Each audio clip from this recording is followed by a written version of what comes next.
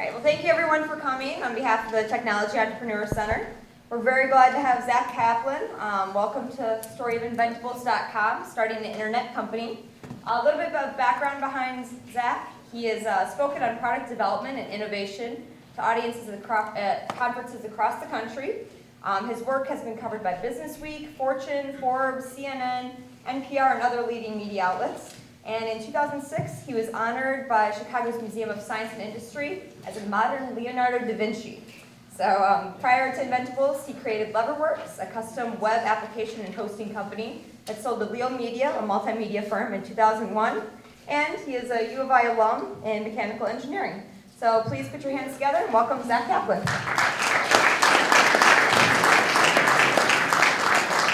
Thank you.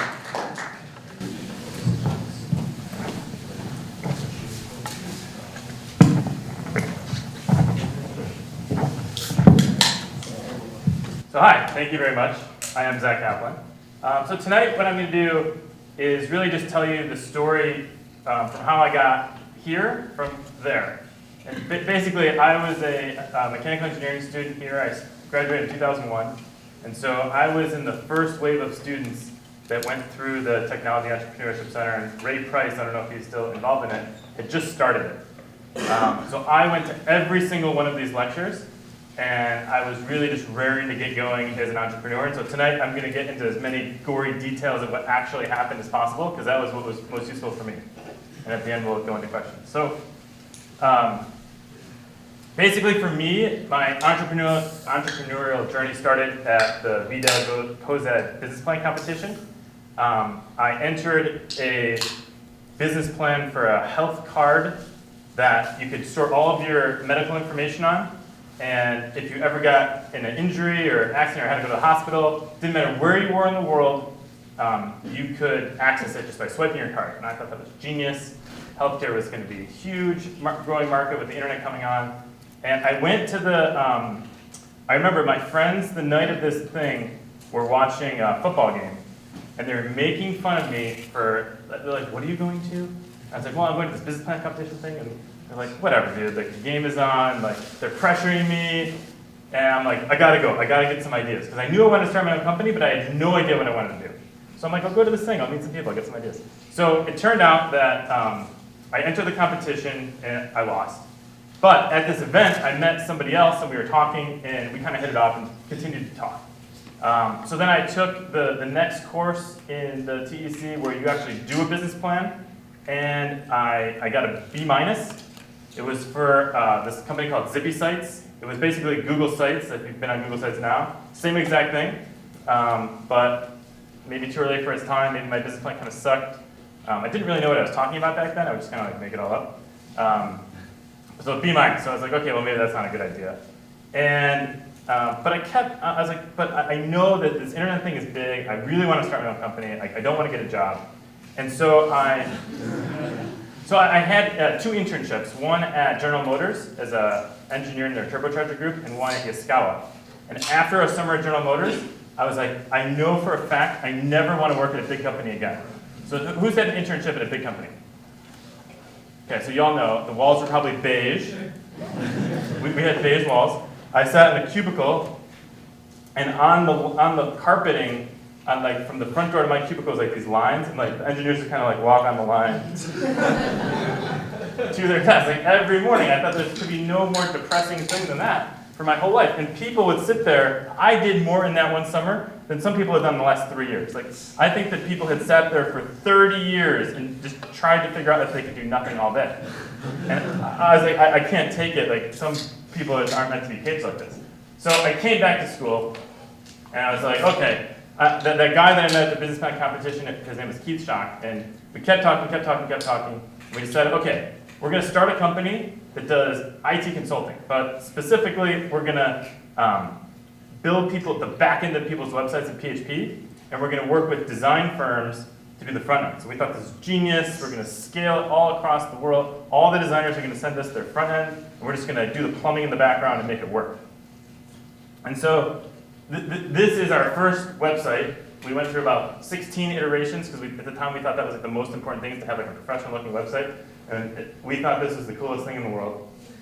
And if you dig into the site a little bit more, you notice that we do custom programming, web hosting, technical assistance, and product development.